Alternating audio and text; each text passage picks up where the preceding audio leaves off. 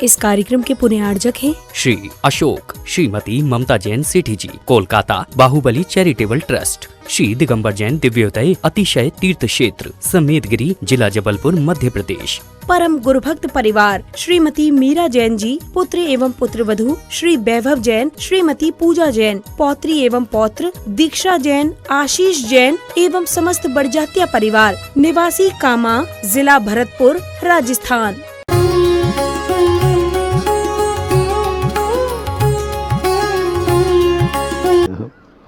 जय श्री ओम नमः सिद्धेभ्यः। सर्वमंगल मांगल्यं सर्वकल्याणकारकं सर्वधर्माणां जैनं जयतु शासनं। पंच परमेष्टि भगवान की, आचार्य श्री गुरुवर कुंद महाराज की, आचार्य श्री गुरुवर विद्यासागर महाराज की,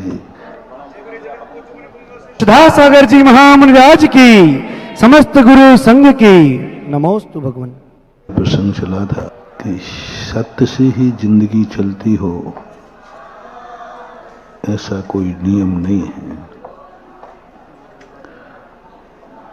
भावना से ही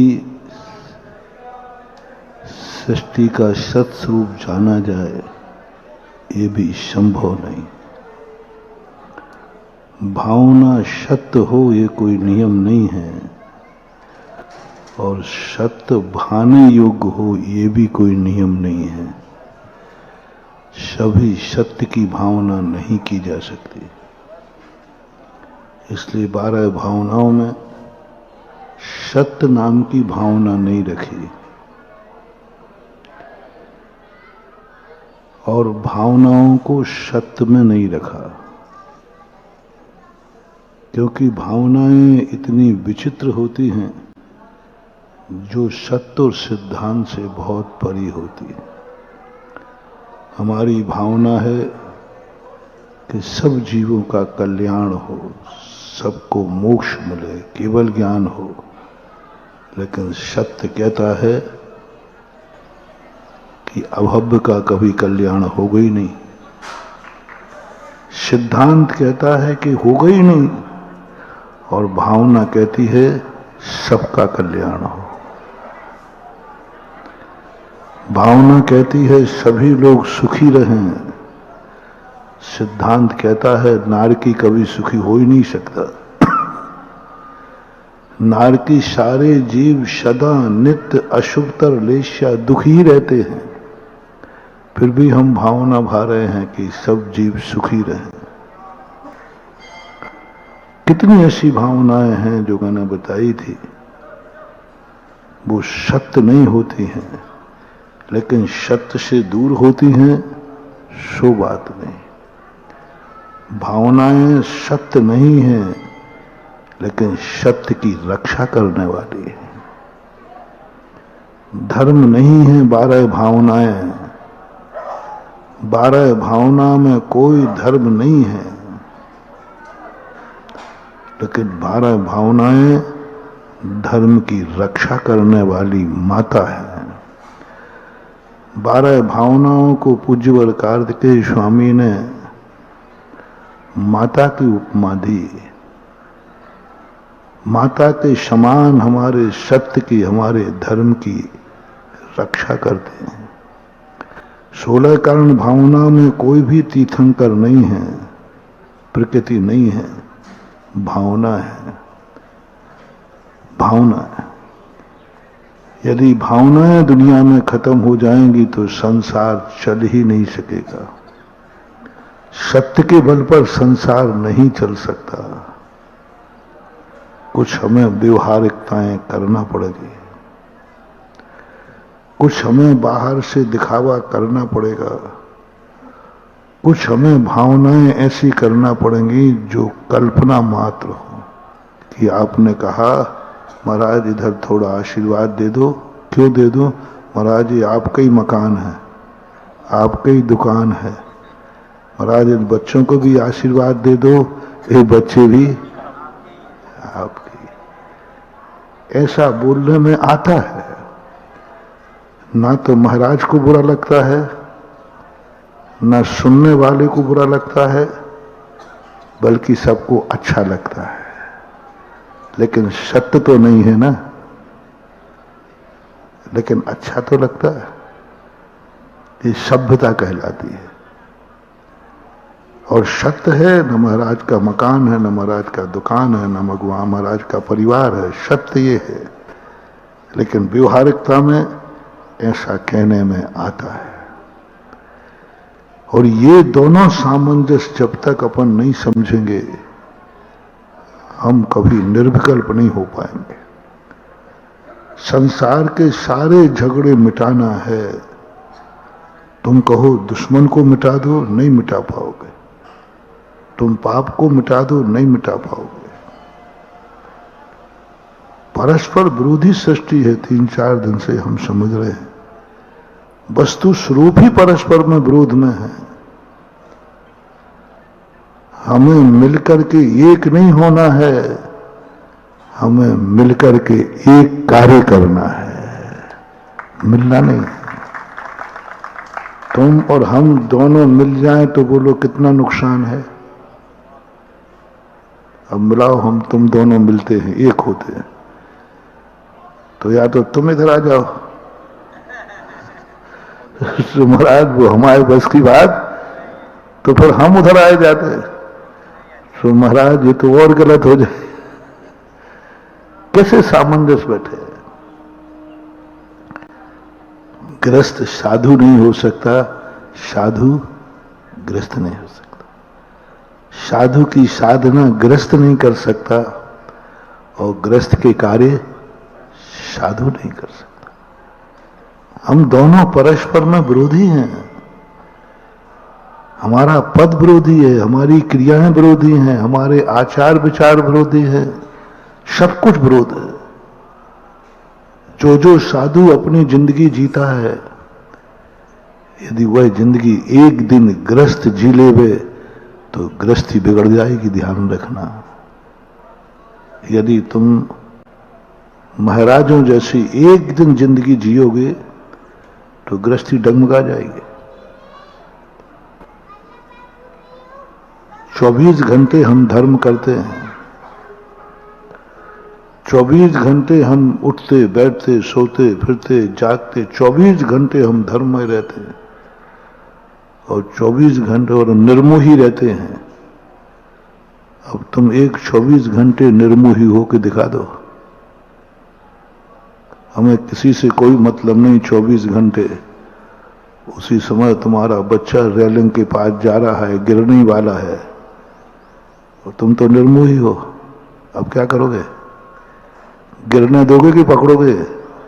अरे तुम निर्मोही हो 24 घंटे के लिए हो नहीं सकता। गृहस्थ की गृहस्थी कभी भी साधु की साधना नहीं बन सकती। घर और मंदिर दोनों परस्पर में विरोधी हैं। घर मंदिर नहीं बन सकता।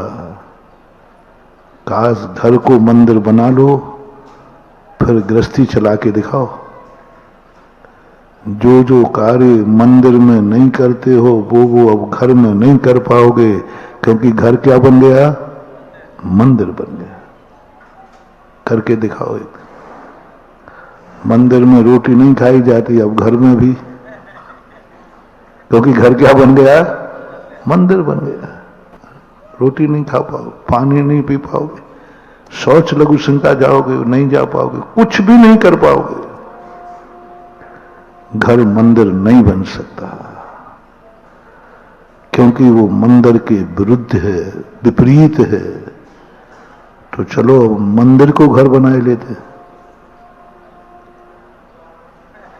और अनर्थ। घर मंदिर बन जाए तो फिर भी थोड़ी बहुत अच्छी बात है। घर में थोड़ा ठीक है महाराज, बना लेंगे, थोड़ा सा एडजस्ट कर सकते हो। 1 दिन 2 दिन की बात हो तो कर लोगे, लेकिन मंदिर को घर बनाना पड़े तो एक क्षण को नहीं, 1 सेकंड को नहीं। जो कार्य घर में किए जाते हैं जो कार्य मंदिर में किए जाते वो तो फिर भी घर में कभी कर सकते हो आप लोग, लेकिन जो कार्य घर में किए जाते वो मंदिर में भूल करके भी नहीं कर सकते, क्योंकि मंदिर गृहस्थी से विरुद्ध है, मंदिर के नियम गृहस्थी से विरुद्ध है, मंदिर की आचार संहिता गृहस्थी से विरुद्ध है, और गृहस्थ जो है घर है वह मंदिर से विरुद्ध है। ऐसे ही साधु तुम्हारे श्रावक पने से विरुद्ध है, और श्रावक पना जो साधु करेगा तुम नहीं कर सकते। मैं कहता हूं ना हमेशा, 24 घंटे कोई गृहस्थ धर्म करे, 24 घंटे धर्मात्मा बन जाए तो उसकी गृहस्थी नष्ट हो जाएगी। जैसे हमारी, हमने 24 घंटे धर्म करने का संकल्प किया, बोलो पूरी गृहस्थी खत्म है कि नहीं? कहीं से बता दो गृहस्थी, धन से, दौलत से, मकान से, जायदाद से, रिश्तेदारी से, साधु को तुम्हें कहां से गृहस्थ दिखता है? बोलो, हो ही नहीं सकता। साधु को 24 घंटे धर्म करना है, और 24 घंटे धर्म करने वाला गृहस्थ हो ही नहीं सकता, क्योंकि गृहस्थी बिना पाप के नहीं हो सकती, बिना आरंभ और परिग्रह के नहीं हो सकती, और साधु जीवन परिग्रह से रहित है, तन पे वस्त्र से भी नहीं, धागा भी नहीं, और कुछ भी नहीं, कोई आरंभ नहीं, कोई परिग्रह नहीं, कुछ नहीं, हो ही नहीं सकती। हमारे आचार्य महाराज जी ने लिखा था ना, जिस साधु के पास कौड़ी भी है वो साधु कौड़ी का नहीं है, जिस साधु के पास कौड़ी भी है वो साधु कौड़ी का नहीं, यानी साधु हो ही नहीं सकता। और जिस गृहस्थ के पास कौड़ी नहीं है वो कौड़ी का नहीं है, क्योंकि तुम्हारे पास कुछ है ही नहीं, हो ही नहीं सकता। तुम कैसे रह सकते हो बिना परिग्रह के? नहीं, पर ध्यान रखना, अब ये सब विरोधी चीजों की चर्चा कर रहे हैं अपन, हम तुम दोनों एक दूसरे के विरोधी हैं। चर्या में, नाम में, सब में। तुम्हारा नाम श्रावक है, हमारा नाम साधु है, दोनों के नाम विरुद्ध। तुम्हारी आचार संहिता 24 घंटे की अलग है और हमारी 24 घंटे की दैनंदिनी अलग है, दोनों एंटी ग्रुप, एक हो ही नहीं सकते। आकाश और पाताल एक नहीं हो सकते, इसी प्रकार साधु और गृहस्थ कभी एक नहीं हो सकते। दिन रात कभी एक नहीं हो सकते, रात रात रहेगी, दिन दिन रहेगा। दिन में रात नहीं हो सकती और रात में दिन नहीं हो सकती। जहां दुनिया में देखोगे सब परस्पर में विरोध। आंख का कार्य कान नहीं कर सकता और कान का कार्य परस्पर विरोधी है। बिल्कुल नेचर भिन्न है, स्वभाव भिन्न है, नाम भिन्न है, सब कुछ भिन्न है। कान कहता मैं आंख का कोई कार्य नहीं कर सकता, आंख कहती मैं भी तेरा कार्य नहीं कर सकता। हमारा नेचर अलग है, तुम्हारा स्वभाव अलग है। ऐसे ही भक्त और भगवान का है, परस्पर में विरोध है। भगवान ऊपर बैठा है, अपन संसार में बैठे हैं। कहीं से तो मैचिंग करो। लोग मिलाने की चेष्टा करते हैं, भक्त और भगवान एक हो जाएं। बोलो, कल्पना करो, भक्त और भगवान एक हो जाएं तो या तो भगवान को भक्त बनना पड़ेगा या भक्त को भगवान बनना पड़ेगा। श्रावक और साधु एक हो जाएं, नहीं हो सकते। आकाश पाताल एक नहीं हो सकता। प्रत्येक वस्तु कभी एक नहीं हो सकती, प्रत्येक गुण एक नहीं हो सकता, और जिस दिन एक हो जाएंगे उसी दिन दुनिया खत्म हो जाएगी। न भगवान रहेगा, ना भक्त रहेगा, न संसार रहेगा, ना मोक्ष रहेगा। कभी किसी को मिलाने की चेष्टा मत करना। मिला के एक करना अद्वैतवाद है, मिथ्यात्व है, और तुम्हारा प्रयास निरर्थक है। आंख और कान को कभी एक मत करना। आंख और कान जिस दिन एक हो जाएंगे,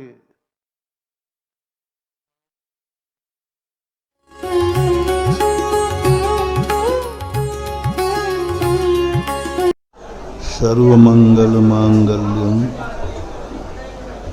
सर्वकल्याण कारकम प्रधानम सर्वधर्माणां जैनम जयतु शासनम जैनम जयतु शासनम।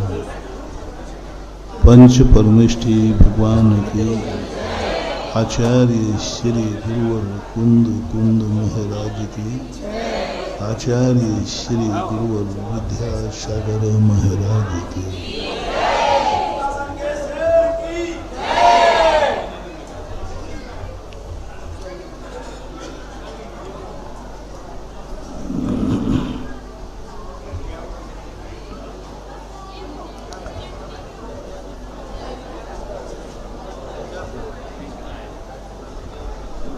वस्तु व्यवस्था में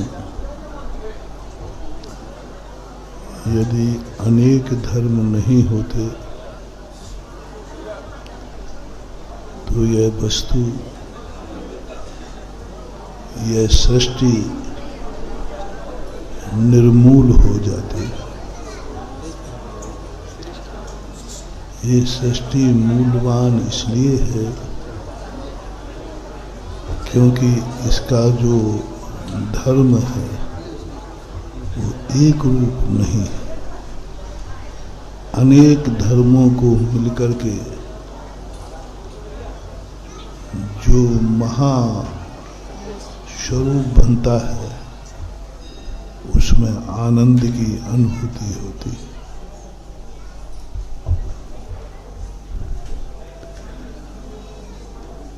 एक वस्तु का आनंद, एक धर्म का आनंद, आनंद ही नहीं है। जैसे आपका भोजन होता है उसमें अनेक पहलू होते हैं, अनेक स्वाद होते हैं। एक आपकी गाड़ी होती है, उसका एक ही मात्र पुर्जा नहीं होता, अनेक पुर्जे होते हैं। और वे एक लाइट जलती है तो मात्र वो बल्ब से ही नहीं जलती, उस बल्ब के साथ में और न जाने कितने और धर्म जुड़े हुए रहते हैं। अपनी आत्मा भी एक ऐसे ही अनेकांतमयी है। जब वे अनेक धर्म मिलकर के एक महासत्ता का रूप लेते हैं तब परमानंद प्रकट होता है। वस्तु को एक स्वरूपमय नहीं करना, लेकिन जब आनंद की अनुभूति हुए तो अनेक की नहीं, एक रूप की अनुभूति करना। जब अनेक धर्म मिलकर के हमें एक रूप नजर आएंगे, वहां से शुरू होती है परमानंद की शुरुआत। अनेक धर्म मिलें, एक एक धर्म की यदि हम अनुभूति करेंगे तो कोई आनंद प्रकट नहीं होगा। पहले तो अनेक धर्मों को बनाओ, जितने भेद कर सको करो, लेकिन भेद तो करना जरूरी है, लेकिन भेद में आनंद नहीं है। कपड़े को नहीं काटोगे तो वो कपड़ा तो रहेगा, लेकिन वो ड्रेस नहीं बन पाएगी। आनंद कपड़े में है कि ड्रेस में है? कपड़े में हो तो लपेट लो कपड़ा, और क्या है। कपड़े में आनंद नहीं है। जो शौक है, जो मौज है, जो आनंद की अनुभूति है, वो ड्रेस में है। और आज तक कोई भी ड्रेस कपड़े के टुकड़े किए बिना नहीं बने। कपड़े के टुकड़े करना जरूरी है, लेकिन टुकड़े करने के बाद फिर उसको इकट्ठा सिलना भी जरूरी है। लोगों के मन में भाव आता है, जब इकट्ठा करना ही था तो काटे टुकड़े क्यों किए, और टुकड़े किए हैं तो फिर आपने सिले क्यों। तो यही तो रहस्य है सृष्टि का। गाड़ी में बैठना भी पड़ेगा और गाड़ी से उतरना भी। जब उतरना था तो बैठे क्यों, और जब बैठना था तो उतरे क्यों। कुछ चीजें ऐसी हैं जो ग्रहण भी करना है और छोड़ना भी है। ये स्थिति में देख रहा हूं, यदि सारे नगर जहां महाराज हो जाएं, वहीं तुम आकर के आनंद ले लो ना। नहीं, वो नहीं बनेगा। हमारे गांव में आओ तभी आनंद है, उसके पहले तो भैया सब लोग इकट्ठे हो जाओ, हमें परेशान क्यों कर रहे हो। जहां भगवान है वहीं अपन सब चलो ना। महाराज जी मजा नहीं आएगा। जहां भगवान है वहां जाने के बाद भगवान की कोई कीमत नहीं होती। भगवान सिद्धालय में है, और जिस दिन अपन सिद्धालय पहुंच जाएंगे भगवान का कोई मतलब ही नहीं, स्वयं भगवान बन गया। भगवान की महिमा, भगवान का आनंद तो तभी तक है, तभी आता है जहां भगवान है वहां तुम नहीं। जहां तुम हो वहां भगवान आ जाए तो तुम्हारे बल्ले बल्ले हो। जहां भगवान है वहां जाने में तुम्हारी ज्यादा रुचि नहीं है। हमारी तो है थोड़ी थोड़ी।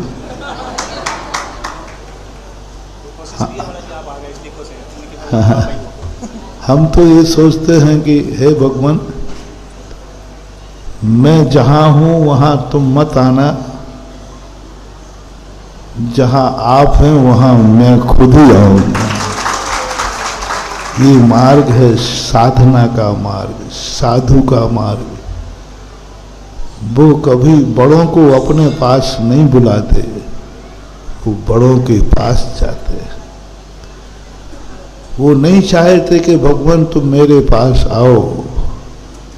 हम लोग सदा एक ही भावना कहते हैं, साधना कर रहे हैं, भगवान मैं आपके पास आ रहा हूं। रत्नत्रय का पालन करने का अर्थ ही है कि भगवान को बुलाना नहीं है, भगवान बनना है।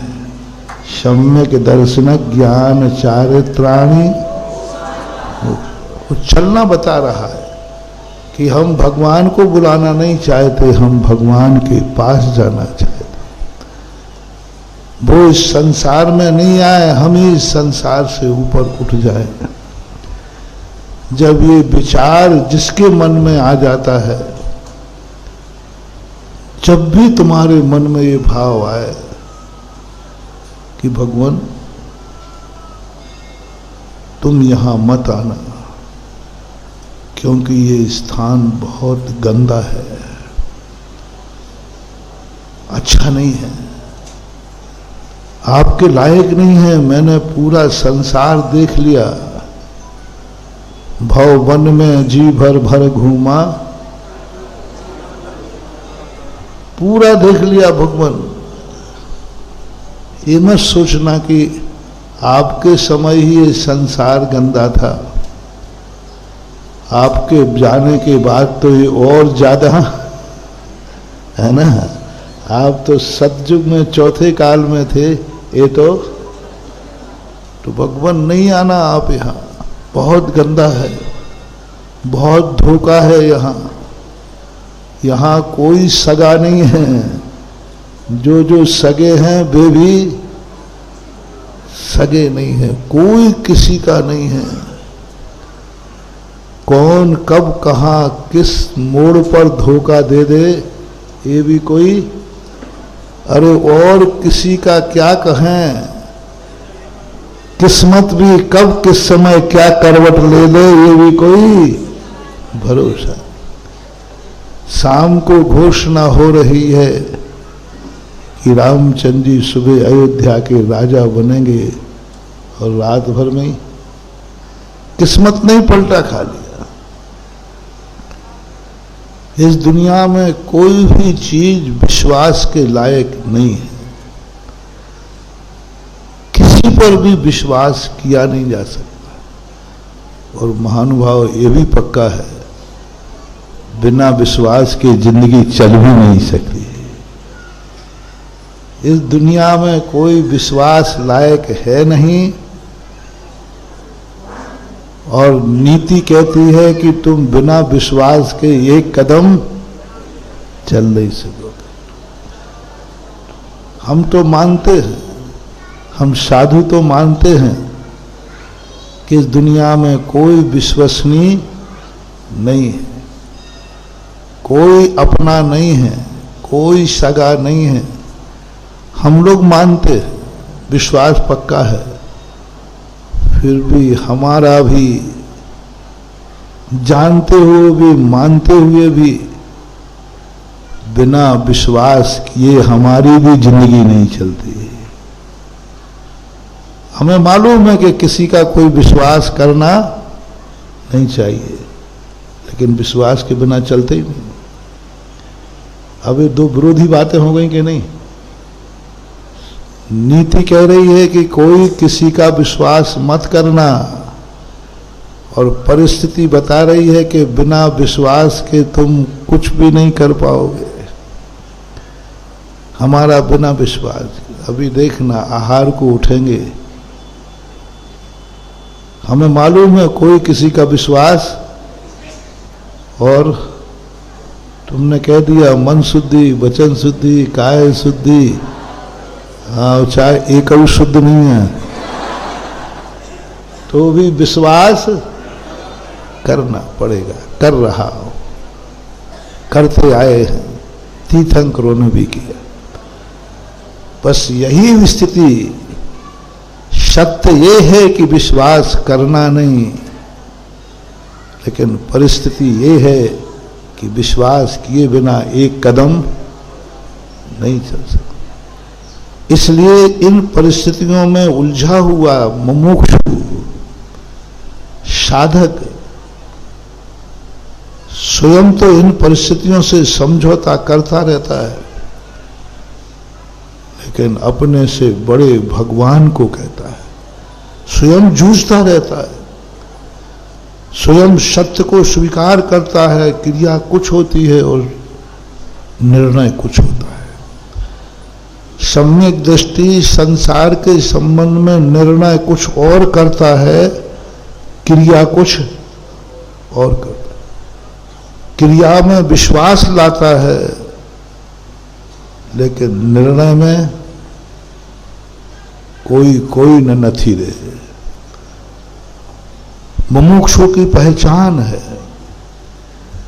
क्रिया में सबको वो अपना मानेगा, और स्वयं को सबका मानेगा, लेकिन अंदर चेतना की बात है, यही चिंतन करेगा, शुद्ध दारा होए न शीरी, सब स्वार्थ के हैं बीरी। ये क्रिया का विषय नहीं है, ये निर्णय का विषय है, सत्य का विषय है, तत्व का विषय है। सत्य निर्णय है, पक्का धारणा में बना हुआ है, लेकिन क्रिया में अंतर करता है। जब क्रिया और सत्य दोनों विपरीत होते हैं तो मुमुक्षु के मन में ये भाव जागता है कि मैं तो समझौता कर रहा हूं, लेकिन मेरा भगवान को ये समझौता न करना पड़े, इसलिए वो भगवान को बुलाते ही नहीं है। वो कहता है नहीं भगवान आप यहां मत आओ, बड़ी मुश्किल में तो आप इस संसार से निकले हैं, कोई कितने ही बुलावे, कोई कितने ही कहे, आपको इस संसार में नहीं आना है। फिर तेरा क्या होगा? चिंता मत करो भगवान, मैं वहीं आ रहा हूं। सम्यक दर्शन ज्ञान चारित्राणी, मैंने रत्नत्रय लेकर के मोक्ष मार्ग पर चल चुका हूं, आ जाऊंगा।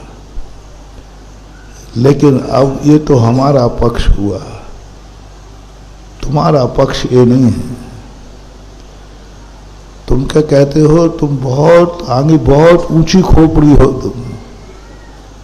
तुम कहते हो इस संसार में हम उलझे हैं सो उलझे हैं, भगवान आप भी आओ, आप भी थोड़ा मजा चखो इस संसार का हमारे साथ। इसलिए गृहस्थ भगवान को सिद्धालय से बुला करके बुलाता है। जिनवाणी मां से कहता है मुझे भगवान चाहिए, तो तू भगवान के पास चला जाना। नहीं नहीं, मैं नहीं जाऊंगा, क्योंकि वो बहुत ऊंचाई पर बैठे हैं,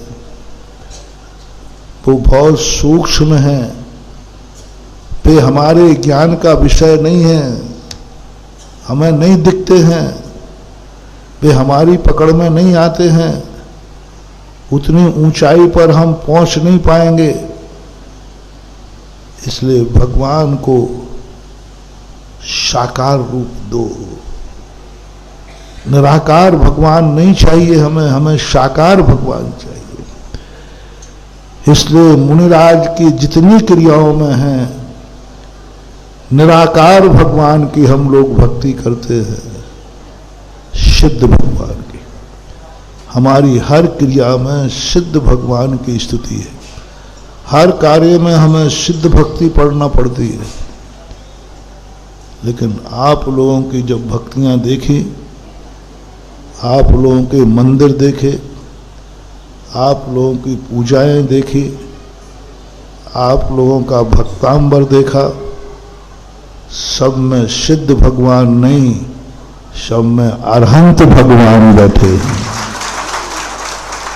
पूरे भक्तांबर में सिद्ध भगवान का नाम नहीं लिया, सिद्ध भगवान के स्वरूप का वर्णन नहीं किया, सिद्ध हैं भी यह भी उन्होंने नहीं बताया। तो सिद्धों का पता ही नहीं है भक्ति में, भक्तांबर में पूरा अरहंतों का स्वरूप भरा है। अरहंतों के 8 प्रात यह भरे हैं, सिंहासन, चवर आदि, ये किनके हैं? अरहंत। क्योंकि गृहस्थ कहता है मैं निराकार को नहीं जान सकता, मुझे साकार रूप चाहिए। मैं शुद्ध आत्मा को नहीं जान सकता, मैं शरीर में स्थित आत्मा को जान सकता हूं। मुझे मूर्ति का रूप चाहिए। और ये स्थिति जब गृहस्थ की बनती है, तो गृहस्थ जब भगवान को उतारता है नीचे,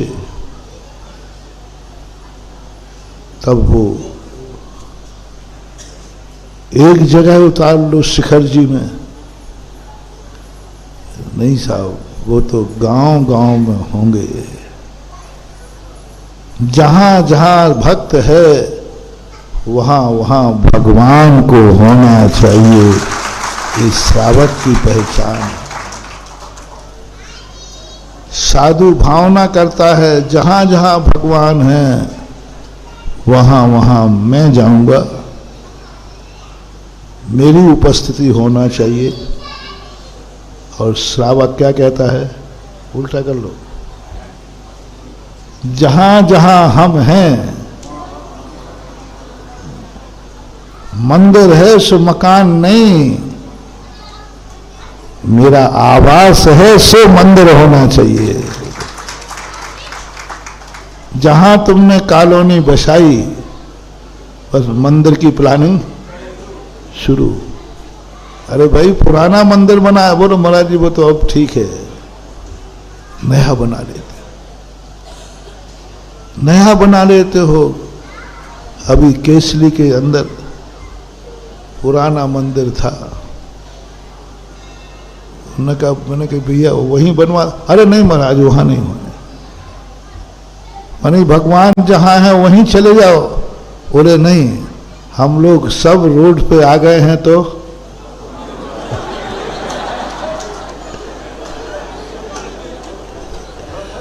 रोड पे नहीं है ना, रोड के किनारे।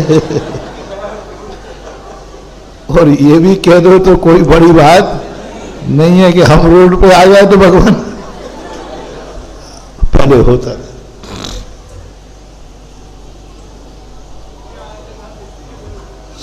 पहले ये भी होता था। अब तो वाहन का जमाना आ गया। पहले जब गाड़ियां चलती थी, पैदल चलते थे, तो मंदिरों में जो छोटी मूर्तियां रखी ना, ये छोटी, ये और किसी कारण से नहीं रखी। व्यापारी गृहस्थ जब अपने गांव से छोड़ करके बैलगाड़ी आदि से जाता था और रास्ते में मंदिर नहीं मिले तो छोटे से भगवान को साथ लेके जाता था। चक्रवर्ती 60,000 वर्ष तक अपने साथ भगवान को लेकर घूमा है पूरे 6 खंड। युद्ध के लिए गया, जीतने के लिए गया, भगवान को साथ में ले गया। 60,000 वर्ष तक भगवान का रथ अपने रथ के साथ घुमाता रहा। तो पहले जो छोटे छोटे भगवान रखे, सबने अपने अपने ठाकुर जी रख लिए थे। जब उनके घर से कोई बाहर जाता था तो ठाकुर जी को डिब्बी बंद की, बंद आते थे, सिखने आती थी, कमल पैंच कस जाता था। और भगवान को वो कुर्सी चलती थी, गुर्स क्या बोलते थे, आंग है कुर्सी, पीछे वाली कुर्सी में नाश्ता का डिब्बा और खुर्जी हाँ जो भी, और आगे वाली खुर्जी में सम्मान के साथ ले जाते। इसलिए पंडित जी साहब आशाधर जी ने जंगम और अजंगम 2 प्रतिमाओं का उल्लेख किया। जो जंगम है ना, जो जाती हैं अजंगम, तो इस प्रकार की स्थितियां बनती हैं। और यही स्थिति मैं देख रहा हूं। रास्ते में आए, अब कोई को ये मतलब नहीं है महाराज जी, हमें कोई विकल्प नहीं है, हम तो जहां आप पधारोगे वहीं आ जाएंगे। महाराज जी इससे काम नहीं चलेगा, जहां आप पधारोगे वहां जाओगे, ठीक है आ जाऊंगा, लेकिन वो आनंद नहीं आएगा जहां हम हैं वहां आप आ जाओगे। उसका जो आनंद है, आओगे तो सही, आते हो, ऐसी बात नहीं है, लेकिन दोनों आनंद में कितना अंतर है। यदि हम तिगड्डे में क्यूलारी मुड़ जाते तो बोलो ना, मुड़ सकते थे, कोई देखो तो मालूम है अपन उन गुरु के चेले हैं जिनका एक कदम का भी कोई संकल्प नहीं आता, मुड़ जाते। तो सही बोल रहा, तुम लोग आते हो, ऐसी बात नहीं है, चढ़ा वाले आते हैं, आते हैं, लेकिन जो आनंद अभी आ रहा है,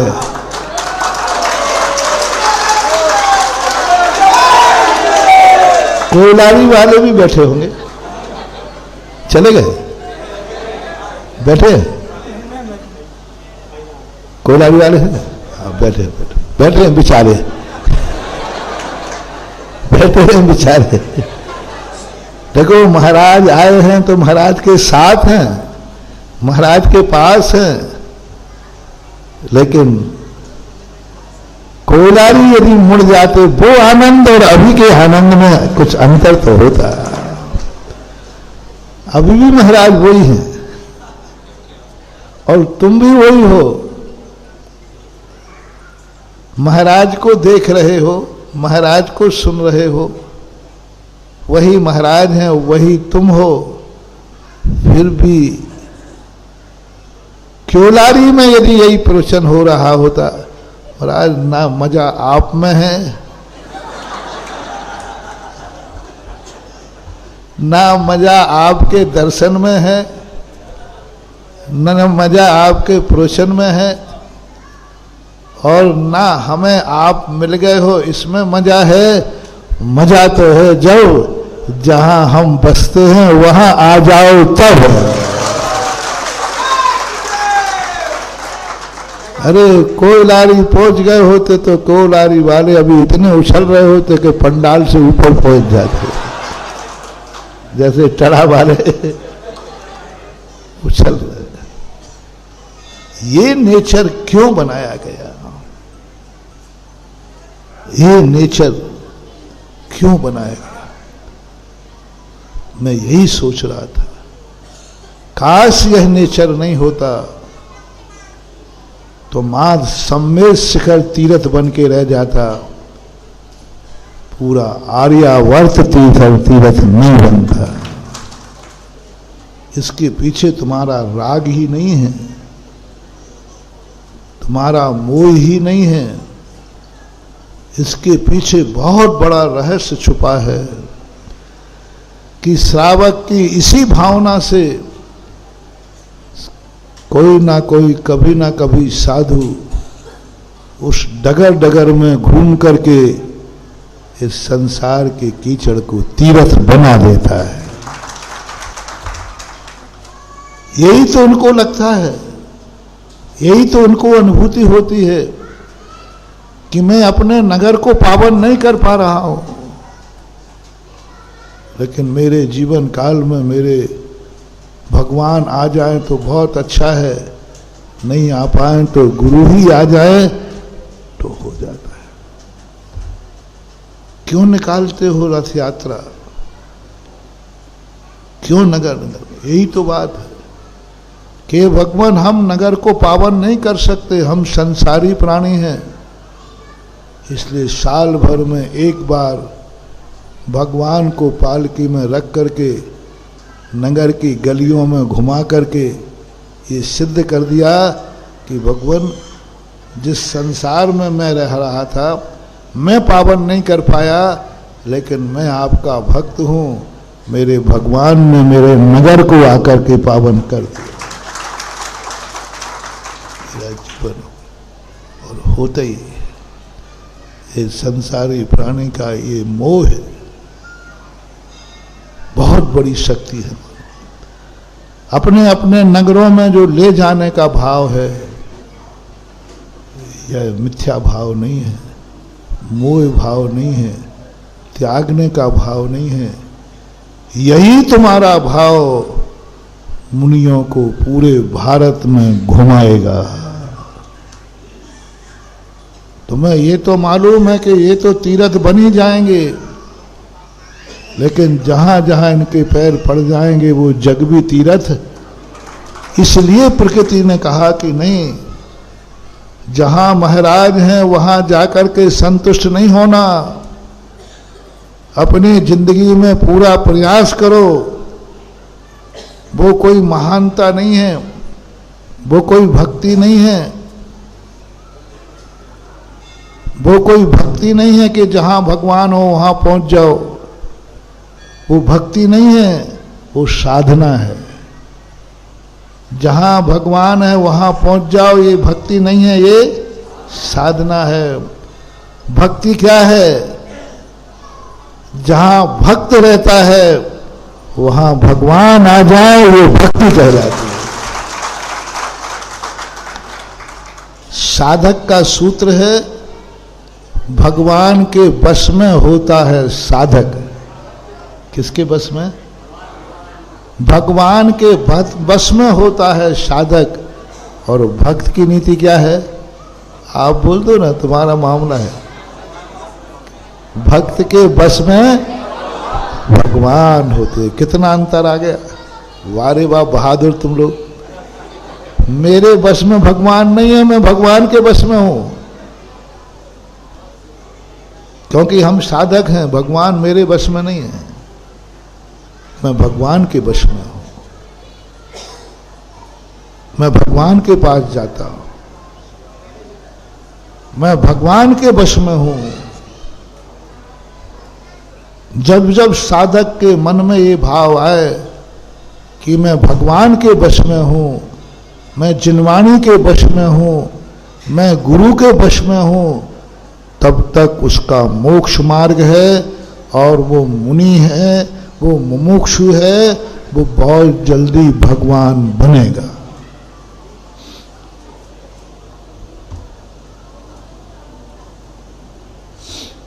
मोटिवेशन आपके मन में भी भाव जब आ जाए कि मैं भगवान के बस में हूं, आप 6 महीने ये भावना भा लीजिए, मैं भगवान के बस में हूं। जहां भगवान है मुझे वहां जाना है। भगवान जहां है वहां मुझे जाना है। मैं भगवान के बस में हूं।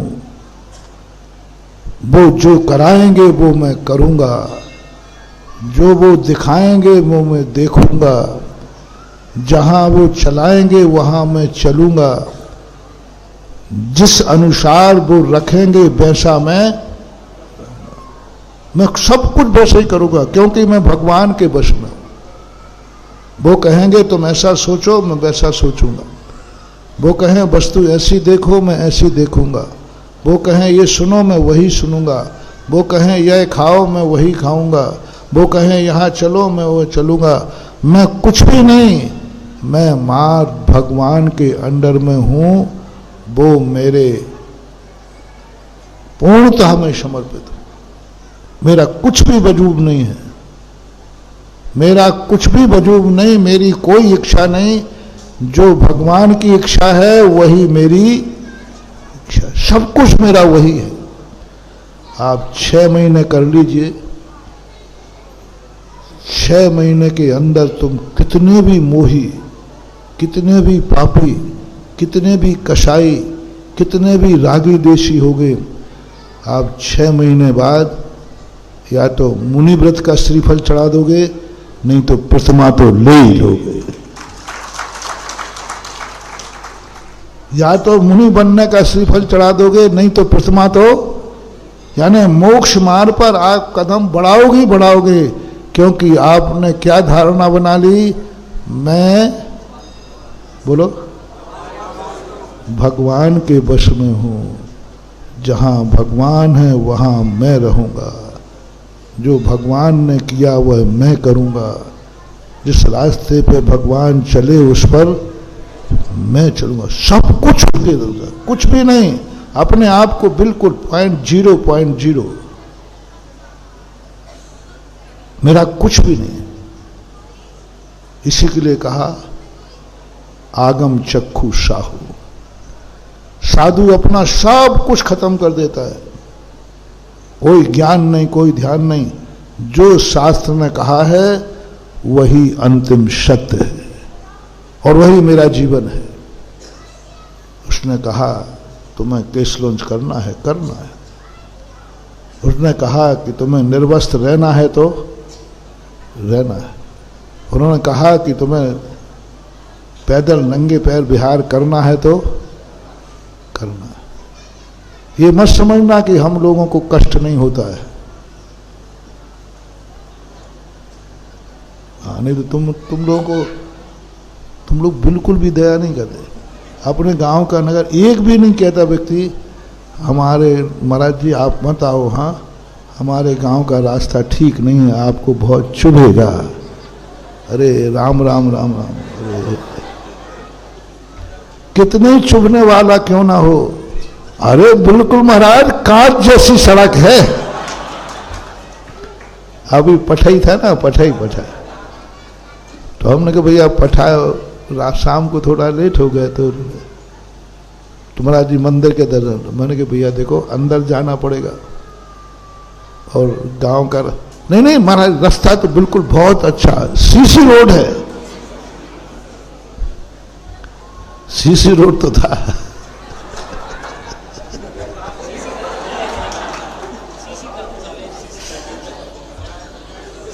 उस एक ने भी नहीं कहा कि महाराज जी ठीक है आप अंदर मत जाओ, आप इतना विहार कर रहे हो, गर्मी में कर रहे हो, आपके पैरों में चलेगा, मैं तो जहां आप हो वहीं आ जाऊंगा, आपको मैं कष्ट नहीं दे सकता। अरे इतनी दया यदि आपकी हमारे ऊपर हो जाए, अरे राम राम राम राम। बस इस मामले में आप बहुत कठोर, इस मामले में तुम कोई समझौता, चाहे तुम्हें 100 झूठ बोलना पड़े और बाद में कहो भैया अब महाराज जी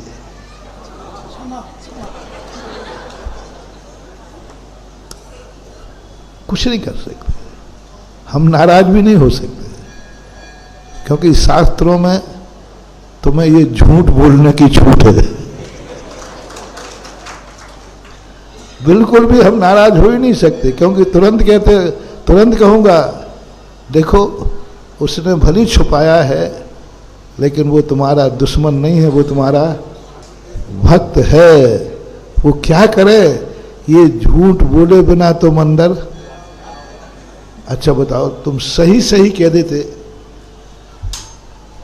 हमारा रोड बहुत खराब है, बहुत कंकड़ चुभ रहे हैं, तो तुम बोलो महाराज जी आज से हम, आप प्रश्न कर सकते हो, शाम को कर लेना।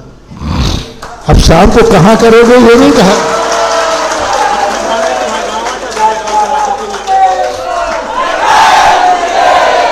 कहां करना है ये नहीं कहा,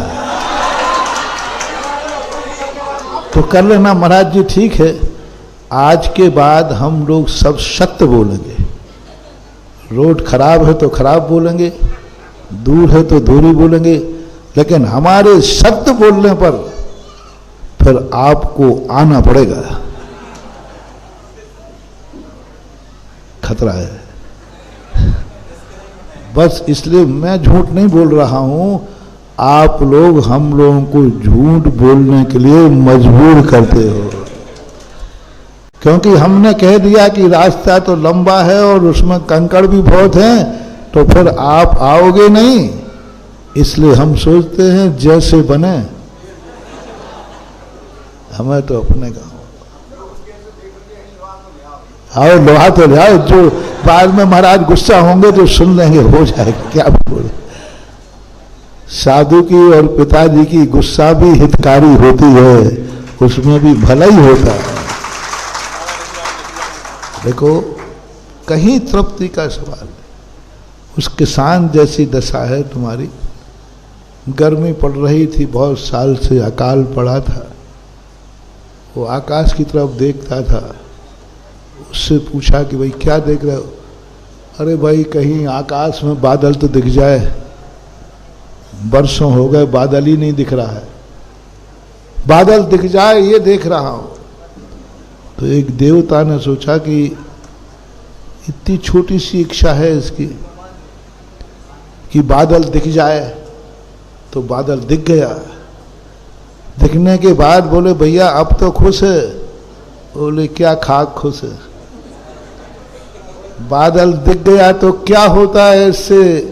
बादल बरस जाए तो कुछ बात बने। देवता ने कहा चलो बरस जाते। बरस गया तो बोले बरसने से क्या होता है? हमारे टड़ा में बरसे तो बात बने। देवता ने कहा भाई टड़ा में बरस जाते। अब टड़ा में बरसने के बाद कहते महाराज जी मजा नहीं आया, हमारे घर के कुआं में बरसे तो बात बने। कुआं में बरस गया तो भी भाई देख ले अब से, तो बोले नहीं हमारे लोटे में आ जाए, लोटे में आ गया तो गिलास में आ जाए। अब तो भैया ठीक है गिलास में आ गया। बोले क्या खाक है गिलास का पानी, तो संतोषी कब मिली? ये सब आशाएं थी। ऐसे ही जब राजस्थान में हम थे, बोले महाराज जी आप बुंदेलखंड के, बुंदेलखंड तो चलो आ गया। अब बढ़ते बढ़ते टड़ा आ गया। अब तो सब शांत हो। अरे महाराज जी अभी नहीं। अब हर व्यक्ति के मन में एक ही इच्छा है, टड़ा आए तो क्या हुआ हमारे।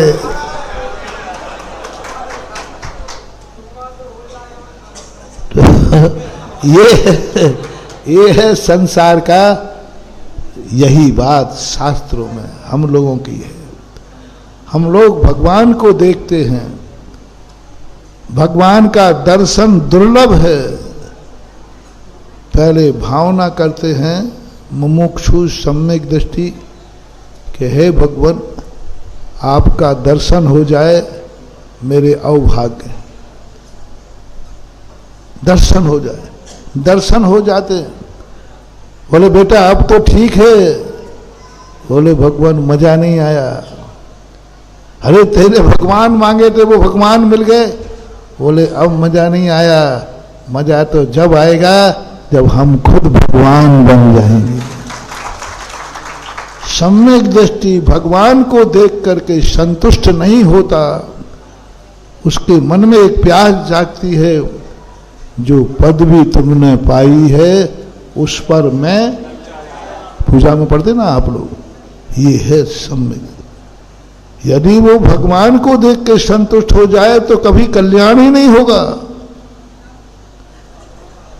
सारे दुनिया के दर्शनों में, जैन दर्शन में यही तो है। सारे दुनिया के दर्शन कहते हैं हमें भगवान मिल जाए तो हम कृतकृत हो जाएं, हम भगवान में मिल जाएं तो हम कृतकृत हो जाएं। लेकिन जैन दर्शन कहता है भगवान तो मिल जाएं लेकिन कृतकृत तो हम जब ही होंगे जब हम स्वयं। मात्र विश्व का एक दर्शन है, 11 मजहब हैं विश्व में, मात्र एक जैन दर्शन है। जितने दर्शन हैं सब दर्शनकार ही कहता है बस तुम्हारा अंतिम लक्ष्य क्या है? प्रभु दर्शन, प्रभु कृपा, भगवान का दर्शन हो जाए बस कृतकृत, भगवान में जाके समा जाऊं, इससे ज्यादा कोई नहीं चाहता। इसलिए उनके यहां प्रभु दर्शन का महत्व है। जैन दर्शन मुमुक्षु भगवान का दर्शन तो चाहता है लेकिन दर्शन करके पूर्ण आनंद को प्राप्त, वो भगवान के सामने भी कहता है भगवान आनंद तो आ रहा है लेकिन पूर्ण आनंद तो जब ही आएगा बंदे तदगुण लब्धे। जिस दिन मैं तुम्हारा स्वरूप, तुम्हारी पदवी, तुम्हारा स्वरूप मैं पा जाऊंगा उस दिन आनंद आएगा। यह जो नीति है, यह जो अपन में संस्कार है, यही हमारी भवितव्यता है। यही हमें एक दिन भगवान बनाएगी। कि तुम भगवान को पाके संतुष्ट नहीं हो, तुम भगवान बनने के बाद संतुष्ट हो। महाराज का दर्शन हुआ है इसलिए तुम पूर्ण आनंद में नहीं हो। हम जहां हैं वहां महाराज आवे तो पूर्ण आनंद होता है। मंदिर नगर में बनता है, उसका आनंद अलग है, और दूसरे के नगर में दर्शन करने का आनंद अलग है। देखो अभी बाहर से ही देखा, पाषाण का मंदिर दूर से दिख रहा था। धन्य है तुम लोग, तुम्हें भगवान भी आ गए, और तुम्हारे भगवान की प्रतिष्ठा भी इस कलयुग के भगवान ने की है।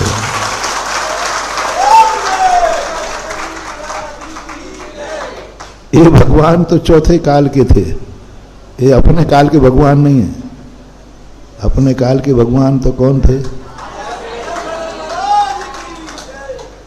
अपने काल के भगवान, अपने भगवान ने चौथे काल के भगवान बुला करके टड़ा में बैठा दिए। आचार्य प्रतिष्ठा में थे। हाँ हमें मालूम है, अच्छी तरह मालूम। बड़ी प्रशंसा थी कि टड़ा वालों ने बहुत अच्छा मंदिर बनाया है।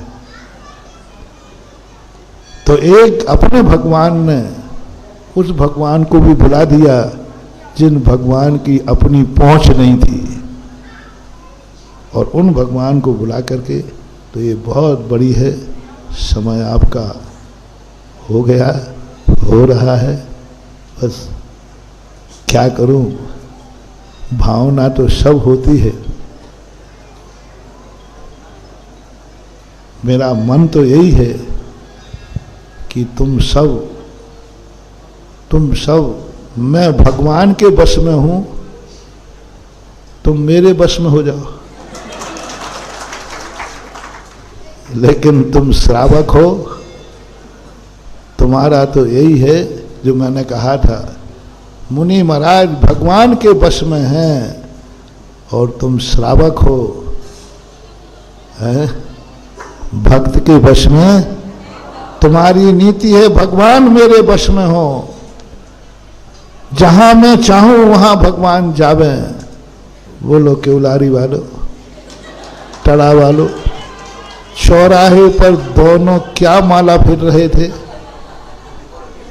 ये माला कौन फिर रहा था? केसरी वाले से नहीं पूछ रहा हूं, केवलारी और टड़ा वाले से पूछ रहा हूं। अपनी कोई इच्छा नहीं है, महाराज को जहां जाना हो महाराज जाएं, महाराज की जहां की इच्छा हो हम उसी के लिए तैयार हैं। ऐसा भाव कौन कर रहा था? ये भाव जो कर रहा हो, अपना कोई इच्छा नहीं, चला जाए तो कोई, अपन तो महाराज के साथ हैं। मैं छुल्लुकों से नहीं पूछ रहा हूं, ब्रह्मचारियों से नहीं पूछ रहा हूं, आप अपना कोई भाव नहीं, जहां महाराज जाए, महाराज को जहां अच्छा लगे वहीं ठीक है। हे भगवान, महाराज की इच्छा पूरी हो, जहां महाराज जाना चाहते वहां जाएं। ऐसी प्रार्थना किसने की? तिगड्डे पर। और जिसने की होगी बस उसी को उठाने में आया हूं, क्योंकि ऐसा व्यक्ति टड़ा और कोयलारी में लेने लायक नहीं है, वो तो हमारे संग के लायक है, क्योंकि वो श्रावक हो ही नहीं सकता, वो तो फिर साधु। अपन तो महाराज के बस में है, अपना दोनों क्या माला फिर रहे थे, है? थोड़ी देर के लिए धुकधुकी तो हुई थी, क्योंकि भरोसा नहीं। दोनों यही माला फिर रहे थे, महाराज मेरी इच्छा पूरी करें, महाराज मेरी इच्छा पूरी करें। हम लोगों की बहुत इच्छा है महाराज, बहुत इच्छा है, बहुत समर्पण है, दोनों ही का है।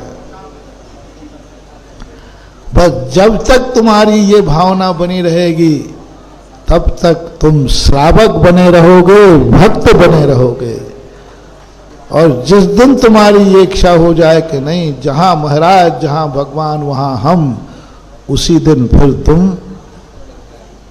घर गृहस्थी छोड़ करके और मोक्ष मार्ग अपना लेना।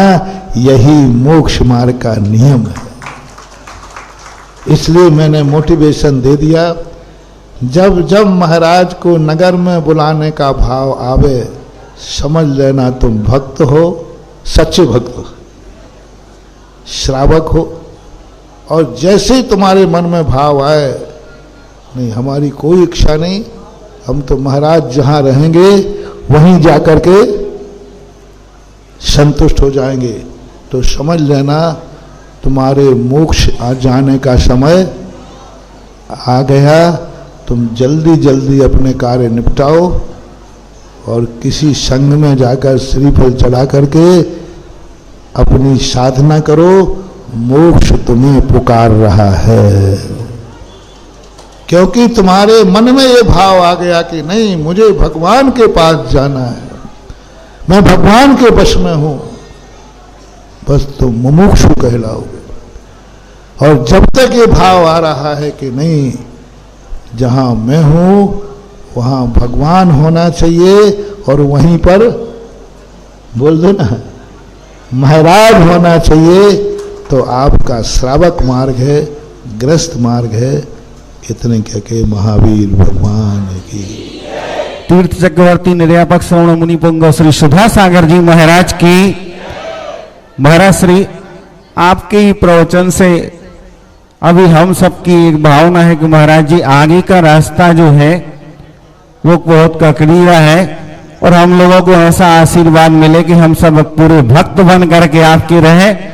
महाराज श्री, एक भावना और, आपने प्रत्येक स्थानों पर भगवान की अभिषेक और पूजन करने की विधि से लोगों को जोड़ दिया है। महाराज श्री, हमारे इस टड़ा नगर के बच्चों से लेकर के और बुजुर्गों तक की एक भावना है कि महाराज श्री, इस जन्म में आपके चरण यहाँ पर पड़े हैं हम सबके, न जाने अब जब आपके चरण पड़े हम सब यहाँ रहेंगे। लेकिन आज आपसे एक प्रार्थना है, आपसे निवेदन है पूरे टड़ा नगर के युवाओं का, बुजुर्गों का, कि महाराज श्री एक अभिषेक की। इस कार्यक्रम के पुण्यार्चक थे श्री अशोक श्रीमती ममता जैन सेठी जी, कोलकाता बाहुबली चैरिटेबल ट्रस्ट। श्री दिगंबर जैन दिव्योदय अतिशय तीर्थ क्षेत्र, समेतगिरी, जिला जबलपुर, मध्य प्रदेश। परम गुरुभक्त परिवार श्रीमती मीरा जैन जी, पुत्र एवं पुत्रवधू श्री वैभव जैन, श्रीमती पूजा जैन, पौत्री एवं पौत्र दीक्षा जैन, आशीष जैन एवं समस्त बड़जात्या परिवार, निवासी कामा, जिला भरतपुर, राजस्थान।